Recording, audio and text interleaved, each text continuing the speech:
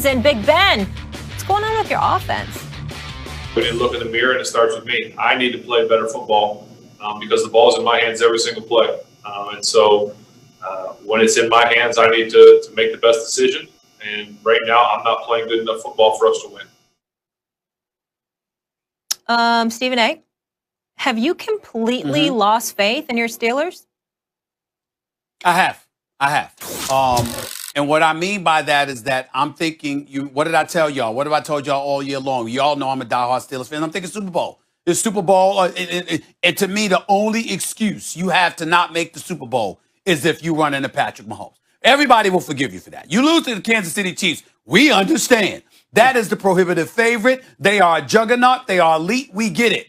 But when you start off the season with 11 straight wins, there's simply no excuse. And when you look at the Pittsburgh Steelers, I got questions about their secondary right now. We understand that. I always have. But what I've really lamented is the absence of a running game. Over the last 3 games, they're averaging 17 points. They haven't even scored 20, 19, 17, and 15 points they scored in their last 3 games. We can sit up there and debate why, and I'll leave all of that to Max as to the COVID and all of this other stuff. But let me tell you something right now. They don't have a running game. They started out the first 5 games of this year having 100-yard rushes, or at least rushing for 100 yards a game. I think they've done that maybe once or twice in the last 10 games. So they don't have a running game.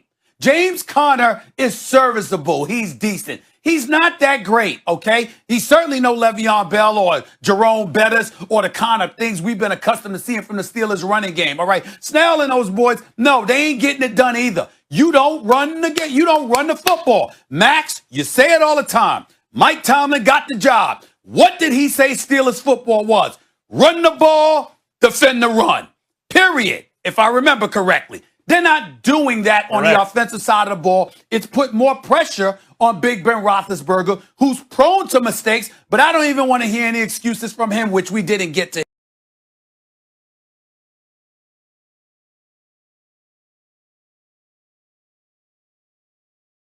His credit because he said it wasn't him. You got 5 dudes, Ebron, Deontay Johnson, who's struggling. He's got to get his confidence back. I don't know where the hell it's going. Juju Smith-Schuster, James Washington, Claypool. They just ain't getting it done. Their offense is offensive. That's the damn problem. I can't disagree with what you're saying, Stephen A., but I think you're wrong about having lost faith in the Steelers. Number one, when the running, you're right, James Conner is not Le'Veon Bell. But when you can't get anything going on the ground, they had, again, they averaged under 4 yards a carry, well under yesterday. When you can't get anything going on the ground, that's run blocking. It's run blocking. They're not getting the run blocking. I don't think it's James Conner's fault or any of the running backs' fault. Deontay, he's got to hold on to the ball. You're right about that. But the issue with the Steelers is their short passing game doubles sort of as a running game. And so time of possession, they're among league leaders in terms, and that's what you need to do against the Chiefs, by the way. So I wouldn't Chiefs are going to win the Super Bowl. I think we all know that. But I wouldn't totally lose faith in the Steelers along those lines. Really, this is what I think is going on with Pittsburgh. When you looked at their schedule, they were undefeated for so long because they're very good, and they play great defense, and Roethlisberger's had an amazing comeback year, and they had a very soft schedule, right? So this is when the schedule was going to get tougher. And because they lost their bye, because the Titans had coronavirus, and then later on in the season when they're supposed to have their mini bye, the Ravens got it. They just played their 4th game in 19 days in the tough part of their schedule. And so what happened? They lost a couple. And both times they had early leads and they wore down. That's really what happened. They're tired. And it's a war of attrition at that point. 4 games in 19 days when you're supposed to have 28 days. They took, over a week out in terms of rest. That's what's going to happen. Washington doesn't have a good record, but we all know they're surging, especially on defense. And obviously, the Bills can play. And again, they had a lead. So I wouldn't read too much into that. I expect the Steelers, they still have some tough games coming up, not the Bengals, but I expect them to get back to form at the first time they actually have full rest. They'll still be a little worn down, but they'll be better. And I think once the playoffs roll around, they'll be live. I'm trying to figure out why Max has faith in the Steelers. Because they're going to get rest? Is that why you think rest is going to make them play better on the offensive line, or rest is going to help them get an explosive passing game, or rest is going to help their pass rush come back. Like, this is a team that is a good team, but they're not a Super Bowl contender anymore. What do they do well on offense? They're unexplosive. They can't block. Big Ben, doesn't seem comfortable in the pocket. They don't have a guy that has become like a deep threat, explosive pass game wise. Their defensive line misses Bud Dupree. They can't rush the passer with 4 anymore like they used to. That's what they are. They're not doing anything well. They went from undefeated to underwhelming very quickly. Still a good team, but rest is not going to bring something to this team that they don't have.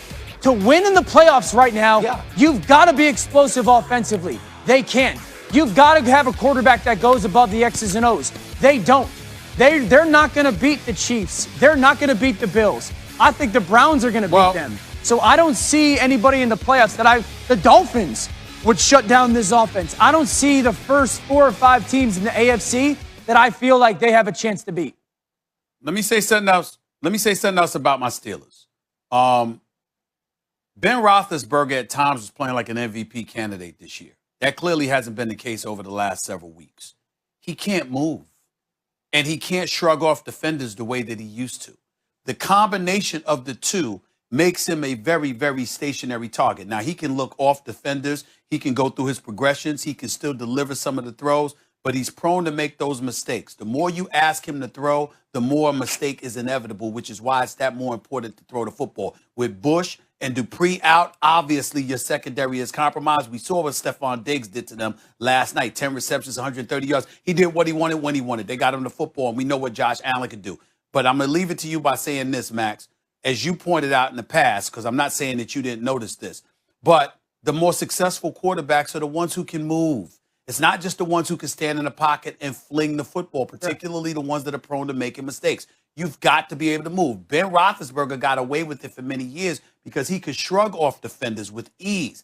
It's not as easy for him anymore. They know it. They're coming after him. They're taking away the run, daring the Steelers to pass. And the more they do it, the more they know they can just be patient and lie in wait. And it's working.